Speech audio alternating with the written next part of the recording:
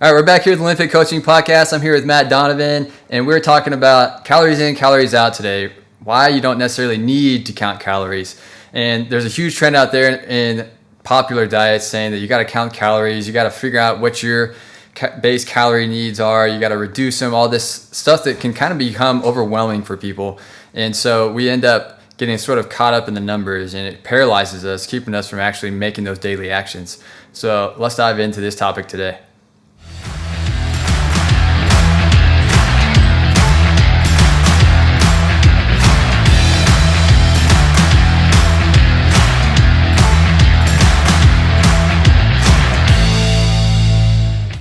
All right, Matt, we're talking about energy balance. That's sort of a sciencey term. We want to kind of define that, help people understand where we're coming from on this, why you don't necessarily have to count calories for the most people. And so let's kind of work backwards here, go from the foundation a little bit. Energy balance, what is it? Yeah, energy balance just talks about basically the idea of calories in versus calories out. So if you're taking in more calories than you're burning or using, you're going to increase in weight. And if you're taking in fewer calories than you're using, then you're going to lose weight.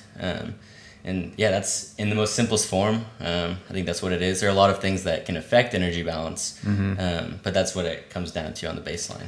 Yeah. So it's just like this base equation of like your base calorie needs. And so if you're in a positive energy balance and you're eating more than your body needs. If you're in a negative energy balance, then you're consuming less than what your body needs to maintain itself. And so if you're trying to lose weight, you theoretically want to be at a negative energy balance so that your body consumes the stored energy or fat that you want to get rid of, right? Right, absolutely. So that's kind of the basic, kind of layman's terms of that equation, but it kind of gets to, there's a lot more complexity to that whenever you get down to anatomy and physiology. But why would someone generally want to start counting calories? Yeah, I think for most people that want to start counting calories, it's because they want to have that sense of control, that like accomplishment of, I did what I was supposed to do today, which is great. Like we should feel positive when we're taking steps toward our goals. But as we're going to talk about, counting calories isn't always necessarily the best way to get to your goals. It can actually make it a lot more difficult sometimes for you. Yeah, speaking of calories, I'm burning calories right now. We happen to be sitting like inside of a gym storage room right now, and we are sweating it out. It's warm today, and I just finished a workout, so I'm like completely drenched. It's great, but we're here for recording on the podcast, and so this is what we do, man. We try to put this stuff out there for everybody. But yeah, I think that there's a lot of reasons. Yeah, like that one is like that sense of control, wanting to take control of your own health and your own diet, want to help yourself get into shape. And a lot of professionals will use it to help increase awareness. Like this is how much you're actually eating, like with the food choices you're making. Or if you're really trying to control the amount of negative energy balance or positive energy balance, if you're trying to lose or gain mass, trying to control your intake and so that you achieve the outcomes that you want. And so really, it comes down to like wanting to control your weight loss or muscle gain. We're trying to grow that awareness of what you're actually eating. And that can be really useful, really empowering for some people. Like if you're consuming way more calories than you think you are, then getting at least a ballpark or an estimated amount of calories that you're getting can be really eye-opening for a lot of people, that even if you don't count calories for a long time, it can increase your awareness. Like, wow, that pizza was full of calories, and I didn't even think it was. I wasn't that full. So it can be really eye-opening for people.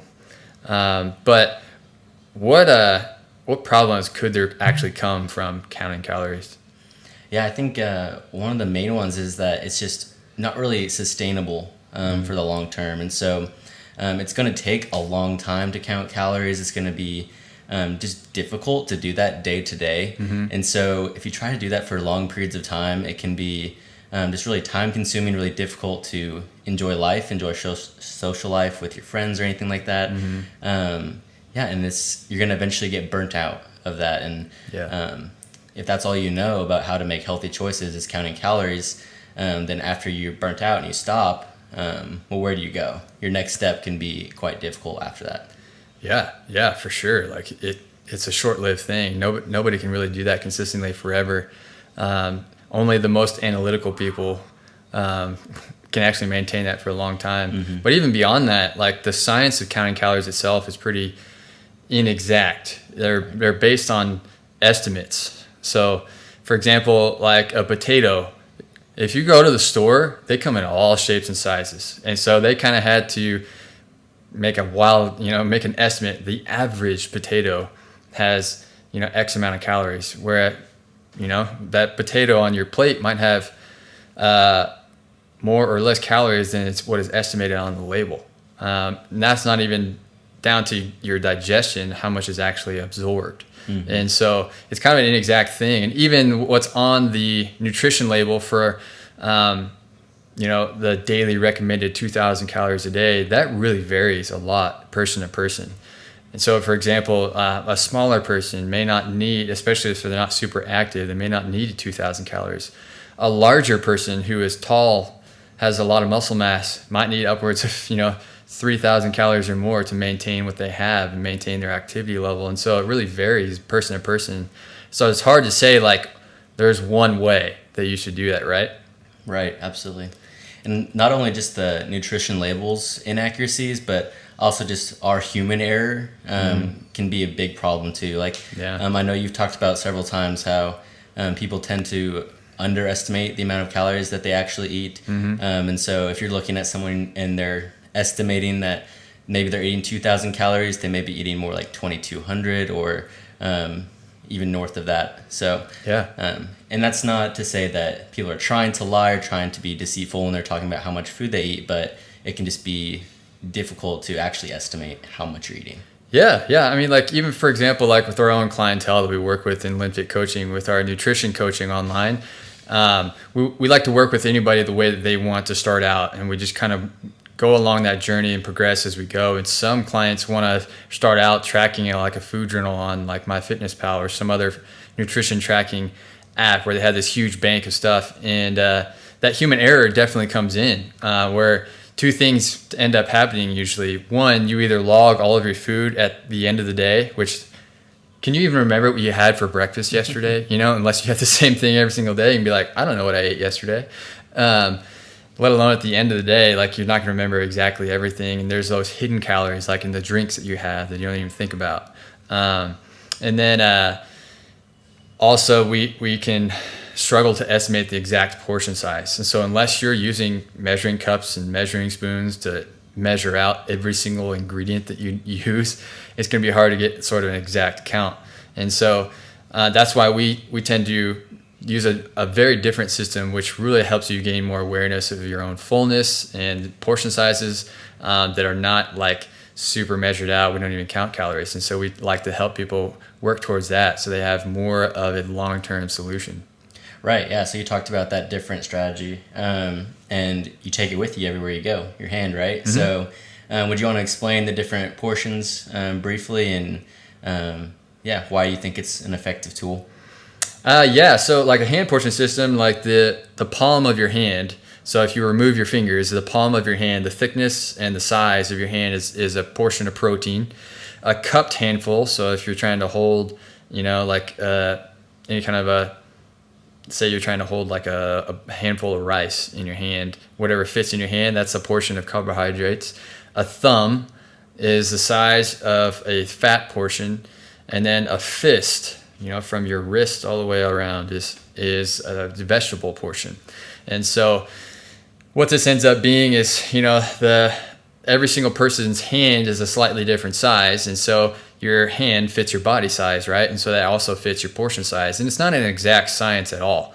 Like, it's a starting point. You find what your body needs, and we get more in tune with that. And so the more you write it down, the more you kind of gain awareness and kind of even make your own journal. And even if it's just in your head, you can kind of see like what works for me. Generally 2 portions each for men and 1 portion each for women is a good starting point. And then you kind of build on it from there. But the proteins is a palm, a cupped handful is carbs. So proteins is like meat, fish, dairy, like eggs. low-fat dairy with like cottage cheese or Greek yogurt. Or if you're a vegetarian, you don't have any kind of animal products, then beans and lentils are going to be some of your highest protein sources. Cupped handful is carbs. That's like the bread, grains, fruit, any kind of sweets, anything like that. Fats is nuts, seeds, and oils. And then, or even just like animal fat, like if you're having that or anything like that. And then vegetables is really any kind of vegetable that grows above the ground. So if it's a root, those are starchy. Those are more like a carbohydrate. So like a potato, beetroot, carrots. Carrots are kind of in between it, but they have more starch.